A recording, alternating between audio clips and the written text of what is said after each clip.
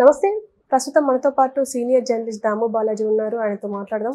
నమస్తే సార్. నమస్తే సార్, స్కూల్లో పాఠ్య పుస్తకాల్లో తమన్నా అండ్ రణ్వీర్ సింగ్ కి సంబంధించిన జీవిత చరిత్ర పెట్టారు అని దాని విమర్శలకు పొందుతుంది. అయితే ఎందుకు అంటారు సార్ ఇదంతా? కర్ణాటకలో హెబ్బాల్ అనే ఒక సిటీ ఉంటుంది. ఆ హెబ్బాల్లో ఒక సింధ్ స్కూల్, అది సింధు కమ్యూనిటీ అంటారు. సింధు కమ్యూనిటీ అంటే అది లింగ్విస్టిక్ గ్రూప్, యాక్చువల్గా మతం కాదు, లింగ్విస్టిక్ గ్రూపు. అది పాకిస్తాన్లోని సింధు ప్రావిన్స్లో వాళ్ళు ఎక్కువ ఉంటారు. వాళ్ళల్లో సింధుల్లో క్రిస్టియన్స్ ఉంటారు, ముస్లిమ్స్ ఉంటారు, హిందూస్ ఉంటారు, సిక్కులు కూడా ఉంటారు. అయితే మనకి దేశ విభజన పార్టిషన్ జరిగిన తర్వాత పాకిస్తాన్ నుంచి ప్రధానంగా Hindus Sindhis and sick Sindhu's, ఈ వీళ్ళిద్దరు అంటే సిక్కు మతానికి చెందిన సింధీలు, ఈ హిందూ మతానికి చెందిన సింధులు మెజారిటీ ఇండియాకి వచ్చేసారు. అక్కడ ముస్లిం సింధూస్ అక్కడే ఉన్నారు. ఇప్పటికీ సింధు ప్రావిన్స్ పాకిస్తాన్లోనే ఉంటుంది. కొంతమంది సింధువులు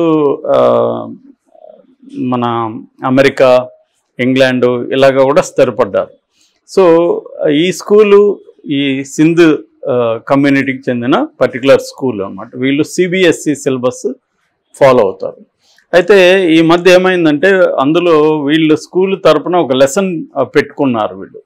ఆ లెసన్ పేరేందంటే life after partition, migration, community and strife in Sindh 1947-1962 అనేది టాపిక్ అనమాట, లెసన్ పేరు. అంటే 1947 నుంచి 62 వరకు పార్టిషన్ తర్వాత సింధు ప్రజల జీవితాలు ఎలా ఉన్నాయి, మైగ్రేషన్ ఎలా జరిగింది, తర్వాత కమ్యూనిటీ ఎలా ఉంది, దానివల్ల వచ్చిన ఇబ్బందులు ఏంటి, ఎందుకంటే అక్కడి నుంచి వచ్చినప్పుడు మత కలహాలు జరిగాయి, గందరగోళం జరిగింది, చాలామంది ప్రజలు చనిపోయారు. పార్టిషన్ అనేది పెద్ద ఒక భయంకరమైన నెత్తుటి మరక లాంటిది మన చరిత్ర పేజీలో. సో దాని మీద తమస్ అని గొప్ప నవల్స్ ఇవన్నీ కూడా వచ్చాయి. సో అందువల్ల వీళ్ళు ఏంటంటే ఆ పిల్లలు సింధు కమ్యూనిటీకి చెందిన వాళ్ళు కాబట్టి ఆ పిల్లలకి ఈ కమ్యూనిటీ జీవితం ఒకప్పుడు ఎన్ని ఇబ్బందులు పడ్డారు, ఎలా ఎలా పాకిస్తాన్ నుంచి వచ్చారు, పూర్వీకులు ఎలా బతికారు, ఈ విషయాలన్నీ తెలియజేయాలనేది వాళ్ళ ఉద్దేశం. సో ఈ ఉద్దేశంలో భాగంగా వాళ్ళు ఏంటంటే సింధు కమ్యూనిటీలో ప్రామినెంట్ పీపుల్ జీవితాల గురించి కూడా పిల్లలకి చెప్పాలి. ఇది 7వ క్లాస్ టెక్స్ట్ బుక్ మనం మాట్లాడుకుంటుండే అని వాళ్ళు ఏం చేశారంటే సింధు కమ్యూనిటీలో ఉండే రణ్వీర్ సింగ్ అండ్ తమన్నా భాటియా ఇద్దరి బ్రీఫ్గా చిన్న లెసన్స్ అంటే బ్రీఫ్ బయోగ్రఫీ ఇచ్చారు.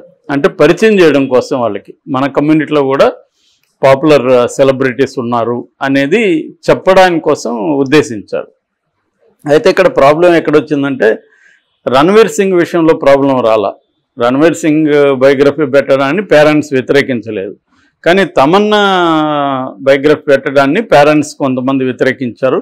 వాళ్ళు గొడవ చేశారు. గొడవ చేస్తే స్కూల్ యాజమాన్యం ఏం చెప్పింది, మీరు గొడవ చేస్తే మీ పిల్లలకి టీసీ ఇచ్చి పంపిస్తామని బెదిరించింది.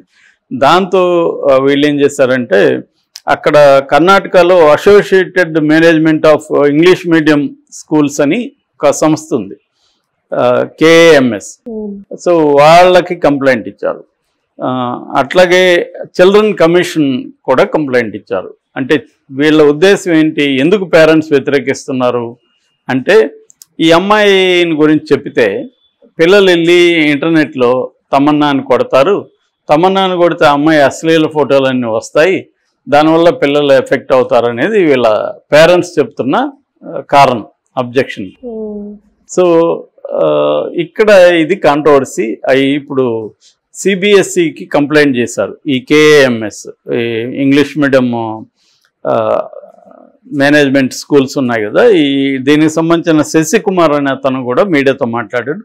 అతను కూడా ఏమన్నాడంటే పేరెంట్స్ చెప్పే దాంట్లో అర్థం ఉంది, ఎందుకంటే పిల్లలు ఆ ఏజ్లో అశ్లీల దీనికి ఎక్స్పోజ్ అయితే కంటెంట్కి ఇబ్బంది అవుతుంది వాళ్ళ మైండ్లు, కాబట్టి నేను కూడా వాళ్ళ తరపున ఉన్నాను.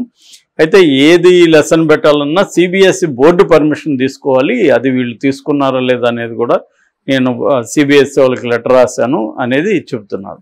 ఇది basic controversy.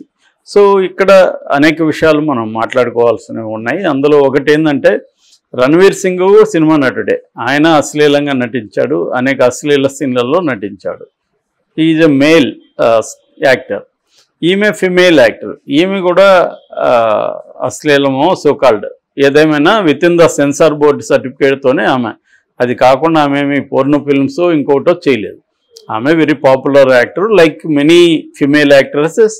She acted in films which kind of demand, ఆ డిమాండ్ మేరకు ఆమె బట్టలు కానీ ఇవన్నీ సెన్సార్ చూసి ఓకే చేసి పంపించినవి. కాబట్టి ఇవాళ ఒక్క తమన్నా విషయంలోనే ఎందుకు పేరెంట్స్ వ్యతిరేకిస్తున్నారంటే ఇక్కడ ప్యాట్రియార్కల్ ఇది క్లియర్గా తెలుస్తుంది. అంటే జెండర్ బయాస్ అనేది క్లియర్గా తెలుస్తుంది. అంటే అమ్మాయిలు మాత్రమే అశ్లీలంగా ఉంటారా, అబ్బాయిలు ఉంటారా? అబ్బాయిలు కూడా ఈ మధ్య విపరీతంగా బాడీ ఎక్స్పోజ్ చేస్తూ యాడ్స్ ఇస్తున్నారు, 6 ప్యాక్లు 8 ప్యాక్లు పెట్టుకొని. సో అది అశ్లీలం కాదు, దాన్ని చూస్తే అమ్మాయిలకి ఫీలింగ్స్ కలగవా? సో ఇక్కడ ఇప్పటికి కూడా ఏంటంటే జెండర్ బయాసే కనిపిస్తుంది పేరెంట్స్లో. నిజంగా సినిమా వాళ్ళు వద్దంటే ఓకే, కానీ పేరెంట్స్ కూడా మాట్లాడారు. మీడియా పేరెంట్స్ ఏమంటున్నారు, ఆమె సెలబ్రిటీ, మేము ఒప్పుకుంటాం, మా కమ్యూనిటీలో సెలబ్రిటీల గురించి పిల్లలకి చెప్పడం మంచిదే, కానీ ఆమె అశ్లీలంగా నటించింది కదా, ఆ ఫోటోలంతా చూసేస్తారని. ఓటీటీలు అంతా చూసే సినిమాలు చూసి వాళ్ళే ఇంటర్నెట్లు అన్నీ చూసేస్తున్నారు, ఫోన్లు స్మార్ట్ ఫోన్లు వాళ్ళకి ఇస్తున్నారు, వాళ్ళు అన్నీ చూస్తున్నారు. సో ఇవాళ మనకి ఓటీటీలో ఏమన్నా సెన్సార్ ఉందా? ఓటీటీ ఇండ్లలో చూస్తున్నారు కదా టీవీలో పిల్లలు. ఆ మధ్య కూడా 10 year కిడ్ ఒక పాప వాళ్ళ అమ్మతో, అమ్మ నాకు ఈ రొమాంటిక్ ఫిల్మ్స్ వస్తుంటే ఏదో అనిపిస్తుందని చెప్పింది. అమ్మాయికి కూడా ఏమనిపిస్తుందో తెలియదు, something is happening with my body అని చెప్పిందంట. సో దట్ ఈస్ దేర్, మన ఇళ్ళల్లోకి వచ్చేసింది కల్చరు, ఫోన్లలోకి వచ్చేసింది. కాబట్టి పిల్లలకి అది చెప్పాలి, నీ బాడీలో అనిపించడం నేచురల్, అట్లాంటివి సహజమే, నాకు కూడా అనిపించాయి నీ వయసులో, కాబట్టి నువ్వేం టెన్షన్ పడకు, వీలైనంత అట్లాంటివి అవాయిడ్ చెయ్యి, నీకు ఇబ్బంది ఉంటే అనేది చెప్పాలి తప్ప వాళ్ళ నుంచి దాచిపెట్టదామని ఒక లెసన్ తీసేయడం వల్ల పిల్లలు ఇంకా ఎక్స్పోజ్ కారా ఎక్కడికి? ఈ లెసన్ ఉంది కాబట్టి వాళ్ళు వెళ్ళిపోయి సెర్చ్ చేసేసి అయినా అశ్లీలంగా ఉంది అనుకుంటారా? ఇంకా వేరే ఏం సెర్చ్ చేయరా వాళ్ళు? వేరే ఎక్కడ వాళ్ళకి వేరే పేర్లు తెలియదా? ఇవాళ చిన్నపిల్లలే నా ఫేవరెట్ మహేష్ బాబునో ప్రభాసనో ఇంకోటి చెప్తున్నారు అని మాట్లాడితే అది వేరే డిస్కషన్.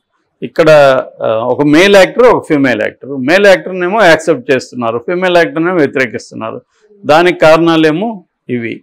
సో ఇవాళ ఏంటంటే రియాలిటీని ఫేస్ చేయాలి లైఫ్లో.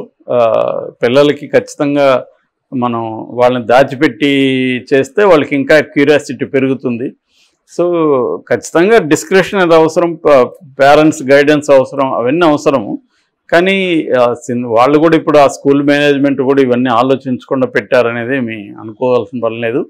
ఎందుకంటే వాళ్ళు ఏంటంటే ఒక సెలబ్రిటీలు అయితే కనెక్ట్ అవుతారు పిల్లలకి, మన కమ్యూనిటీలో కూడా సెలబ్రిటీస్ ఉన్నారు వివిధ రంగాల్లో అని చెప్పి వేరే వాళ్ళని కూడా పరిచయం చేస్తూ సినిమా నుంచి వీళ్ళిద్దరిని ఇచ్చారు, ఒక మేల్ ఒక ఫిమేల్ని ఇద్దామని అనుకున్నారు వాళ్ళు.